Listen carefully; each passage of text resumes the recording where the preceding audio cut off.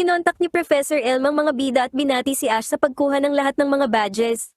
Nagtaka si Misty kung paano nalaman ng professor na naroon sila sa Pokemon Center na iyon, kaya sumagot si El na sinabi sa kanya ni Oak na papunta sila sa New Barktown, kaya naisip niyang dadaan sila sa center na ito.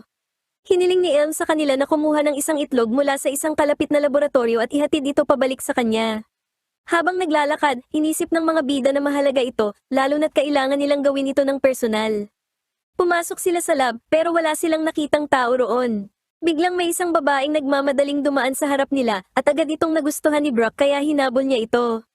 Naghanda ang babae ng mga kagamitan, habang gumamit naman ng supersonic ang kanyang lantern para magpadala ng mga waves. Lumapit ang mga bida at nakarinig ng isang tunog, kaya sinabi ng babae na isa itong awit.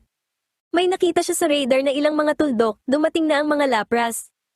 May isang lumapit kay Ash at nagpakita ng pagmamahal. Naalala ni Ash na ito pala ang Lapras mula sa Orange Islands, at nakita niyang lumaki na ito ngayon. Sinabi ni Misty at Brock sa babae na ito ang lugar kung saan naglalakbay ang mga Lapras. Ang babae ay si Naomi, ang direktor ng Pokemon Lab. Nabalitaan niya na darating si Ash para kunin ang itlog. Sinubukan ni Brock na akitin siya, pero tiniyak ni Misty na hindi niya ito magagawa. Sinabi ni Naomi na nag-aaral siya ng marine biology. Ipinaliwanag ni Naomi sa mga bida na ang mga Lapras ay dumarating sa eksaktong oras at lugar sa spot na ito at tila nakikipag-ugnayan sila sa ibang mga Lapras tungkol dito. Naniniwala siya na ang susi ay ang kanilang boses o ang kanilang awit. Nag-aral siya ng kaunti at natutunan na ang supersonic ng kanyang lantern ay kayang ituro kung saang lugar sila lumilipat. Alam niyang marami pang matututunan mula sa mga Lapras na ito. Samantala, minamanmanan ng Team Rocket ang mga Lapras mula sa kanilang Gyarados submarine at nagpaplanong hulihin ang mga ito. Ipinakita sa kanila ni Naomi ang itlog at iniulat na galing ito sa Mount Silver. Ninakaw ng mga poacher ang itlog at sa hindi malamang dahilan ay nawala nila ito, pero buti na lang ay natagpuan din ito kinalaunan at dinala sa laboratorio. Bigla nilang narinig si Lapras, kaya umalis si Ash para makasama ito ng sandali. Sumakay si Ash sa Lapras at umangkas sa mga alon. Nakita ni Ash na lumaki na si Lapras at masaya ito kasama ang kanyang pamilya, pagkatapos ay ipinagmalaki niya kay Lapras na nakuha na niya ang lahat ng Johto badges para sa league. Nagpunta sina Misty, Brock, at Naomi sa daungan at nakitang may humuli sa mga Lapras gamit ang isang lambat. Lumitaw ang Team Rocket at binanggit ang kanilang binagong moto, pagkatapos ay inihayag na sila ang humuli sa mga Lapras. Sumugod sina Ash at Lapras para pigilan sila. Inilabas ni James ang whizzing na ang smoke screen ay nagpahinto sa ice beam ni Lapras. Tumakas ang Team Rocket, kaya naman hinabol sila ng mga bida, ni Lapras, at ni Naomi. Gayunpaman, lumusong ang Team Rocket sa ilalim ng tubig. Pumasok si Ash sa submarine ni Naomi kasama ni Misty at Brock at sinundan nila si Lapras mula sa ilalim ng tubig. Nangako si Ash na ililigtas niya ang mga Lapras. Masaya ang Team Rocket dahil nahuli nila ang mga Lapras pero nayanig sila ng piliting sirain ng mga Lapras ang lambat. Nagawa nilang kagatin ang lambat para makatakas. Umalis ang Team Rocket dala ang dalawang natitirang Lapras pero nilamon sila ng mga whirlpool. Sumisid ang Lapras ni Ash at nagawang mahanap ang ibang mga Lapras. Gayunpaman, natukoy ni Naomi na may dalawang nawawala at isa na rito ang leader. Umalis ang Lapras ni Ash at sumunod naman ang iba rito. Hindi nakikita ni Naomi ang dalawang nawawalang Lapras sa radar, kaya naniniwala siyang nakikipag-ugnayan ito sa mga natitirang Lapras para gabayan ang mga galaw nito. Pinaabante ni Naomi ang submarine at sa kabila ng ingay ng whirlpool, narinig pa rin niya ang awit ng mga nawawalang Lapras. Nilinaw ni Naomi na kayang makilala ng mga Lapras ang mga awit sa kabila ng ibang mga ingay. Hindi natutuwa ang Team Rocket sa napuntahan nilang isla o sa dami ng mga Lapras na nakatakas. Inutusan ni Jessie ang dalawang Lapras na tumigil sa pag-iyak, pero biglang lumitaw ang iba pang mga Lapras at kasama nito ang mga bida. Inutusan ni Ash ang Team Rocket na ibalik ang mga Lapras, pero tumanggi sila habang inilalabas ni Jessie si Arbok at si James naman ay si Whizzing. Inilabas ni Brock ang kanyang Crobat na gumamit ng Sonic Boom para pigilan sina Arbok at Whizzing. Lumapit sina Misty at Naomi para palayain ang dalawang Lapras, pero humarang si Meowth sa kanilang daan. Gayunpaman, tinamaan ito ng quick attack ni Pikachu. Pinakawalan ni Ash, Naomi, at Misty ang mga Lapras na muling nakasama ang kanilang grupo. Susugod sana sina Arbok at Whizzing, pero nayelo sila ng ice beam ng mga Lapras. Gamit ang Thunder, pinatalsik ni Pikachu ang Team Rocket palayo. Nakita ng mga bida na masaya ang mga Lapras. Kinabukasan, kinailangan ng magpaalam ni Ash sa kanyang Lapras dahil aalis na ang mga ito. Masayang kumaway ang mga bida sa mga Lapras bilang pagpapaalam.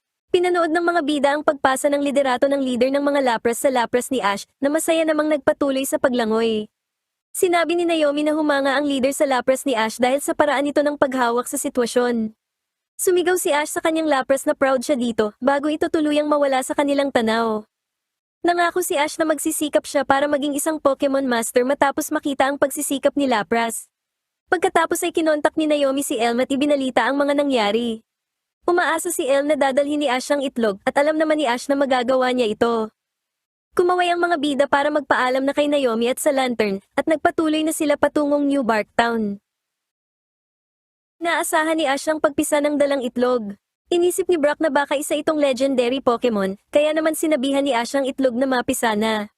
Lumiwanag nga ang itlog bilang tanda ng pagpisa, pero huminto rin ito pagkalipas ng ilang sandali. Naisip ni Ash na kailangan itong painitin kaya inilagay niya ang itlog sa loob ng kanyang damit. Nagmamasid ang Team Rocket at nagpaplanong nakawin ang itlog. Biglang lumiwanag ang tiyan ni Ash at ipinakita na napisa na ang itlog sa isang Pokemon, ang Larvitar. Gayunpaman, napansin ni Misty na hindi ito gaanong gumagalaw at naramdaman ni Brock na masyadong mababa ang temperatura ng katawan nito. Nabasa ni Brock na may kalapit na Pokemon Center, kaya agad silang pumasok doon. Hindi makita ni Nurse Joy ang dahilan kung bakit napakalamig ng Larvitar, kaya kinontak niya si Professor Elm. Nakipagkita si Elm kina Professor Oak at sa nanay ni Ash na si Delia, na naniniwalang magugulat si Ash na makita siya sa lab ni Elm. Pinayuhan ni Elm si Delia na takutin si Ash sa pamamagitan ng pagsusuot ng maskara. Naalala naman ni Delia na minsan na siyang nagsuot ng maskara para takutin si Ash na magsipilyo ng ngipin. Dahil dito, nalaman na ni Elm kung saan nagmula ang pagkapilyo ni Ash.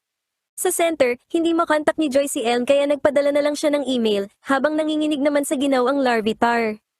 Sinukat ni Joy ang temperatura nito at nakitang lalo pa itong bumababa. Biglang kumidlat at nawala ng kuryente, kaya naman namatay ang heater para sa Larvitar. Pumunta si Joy para tignan ng generator na dapat ay otomatikong gagana kapag brownout. Nakarating si Joy sa generator na inakala niyang tinamaan ng kidlat. Nahulog siya sa isang hukay dahil ang Team Rocket pala ang may gawa nito para makuha ang Larvitar. Nagpanggap sina Jessie at James bilang doktor at si Nurse Joy.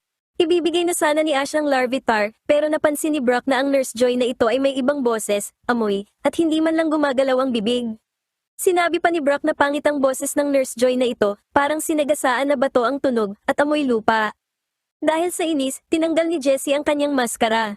Sinubukang kunin ni James ang Larvitar ng puwersahan, pero kumot lang ang nakuha niya.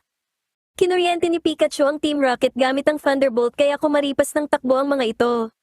Iniligtas ni na Brock at Misty si Joy, na nagpasalamat sa kanila at sinabing sinira ng Team Rocket ang generator kaya hindi ito magagawa agad. Binantayan ni Ash ang Larvitar at inilabas ang kanyang Cyndaquil para gamitin ang apoy nito sa pagpapanatili ng init ng Larvitar. Samantala, nagdedebate sina Elm at Oak tungkol sa teorya ng personalidad ng isang Pokemon. Napansin ni Delia na may natanggap na email ang computer at sinabihan si Elm tungkol dito. Chinek ito ni Elm at nalamang napisa na ang Larvitar pero ito ay may sakit.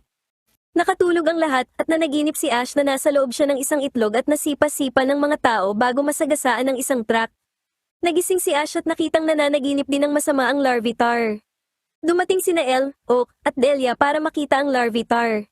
Hindi sigurado sina Oak at Elm kung ano ang mali, pero tiwala silang mapapagaling nila ito. Nagtataka si Ash kung bakit naroon ang kanyang nanay at si Professor Oak, kaya sinabi ni Delia na pag-uusapan nila ito sa almusal. Nang maglaon, nagawa ni na Elm at Oak na gawing stable ang temperatura nito, pero nag-aalala silang hindi pa rin ito gumagalaw o kumakain matapos mapisa. Inanyayahan sila ni Delia na mag-almusal. Nang makaalis na ang lahat sa silid, nagising ang Larvitar. Habang nag-aalmusal, naniwala si Ash na natatakot ang Larvitar at ikinwento ang kanyang naging panaginip. Inisip ni Misty na baka pumasok si Ash sa loob ng panaginip ng Larvitar. Nakiusap si Ash kay Elm na payagan siyang ilabas ang Larvitar. Nagtaka si Elm kung bakit, kaya ipinaliwanag ni Ash na baka magustuhan nito ang mundo kapag nakita nito ang magagandang tanawin. Ipinakita ni Ash sa Larvitar ang paligid at sinabing maaari itong humiga sa lupa. Nagmasid ang Larvitar habang dumating naman ang Team Rocket at nagpakita ng isang komportableng dayami. Sinabi ni Ash na hindi maloloko ang Larvitar sa mga ganitong pakana, kaya nagmaneho na lang ang Team Rocket ng isang makina para hulihin ang Larvitar. Naglabas si Meowth ng isang mechanical na kamay na humuli kay Ash na naging sanhi ng pagkakabitaw niya sa Larvitar kaya nawalan ito ng malay. Sinubukan ni Pikachu na kuryentehin ng Team Rocket para patigilin sila pero ang makina ay electric proof. Pagkahuli kay Pikachu, kukunin na sana ng Team Rocket ang Larvitar, pero isang grupo ng Jumpluff ang umagaw sa kanilang atensyon. Nakita ng Larvitar na sinasaktan ng Team Rocket ang mga Jumpluff kaya gumamit ito ng Screech na nagdulot ng sakit sa tenga ng lahat. Sinabihan ni Ash ang Larvitar na tumakas na nakaalala naman sa pag-aalaga ni Ash sa kanya. Dahil dito, gumamit ito ng isang kakaibang kapangyarihan na nagpalutang sa makina at nagpalaya kay Pikachu. Nakita ni Elle, Misty, Brock, at Oak na gumagamit ang Larvitar ng hidden power. Sa isang kumpas ng mga kamay, pinatalsik ng Larvitar ang Team Rocket palayo. Nagpasalamat si Ash sa Larvitar at ipinaliwanag dito na ganun ang teamwork, tinutulungan ng isa't isa.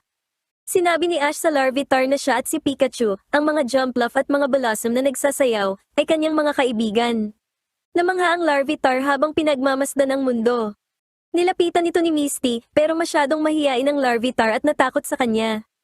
Sinabi ni Elle na mangangailangan pa ng oras bago maging palakaibigan ng Larvitar. Sa New Barktown, pumunta si Ash sa center at nag-register para sa league. Sinuri ni Joy ang lahat at malugod siyang tinanggap para sa kompetisyon. Bago umalis, nakiusap si Delia kina Misty at Brock na bantayan si Ash. Binigyan naman ni Elle si Ash ng tungkulin na dalhin ang Larvitar sa Mount Silver.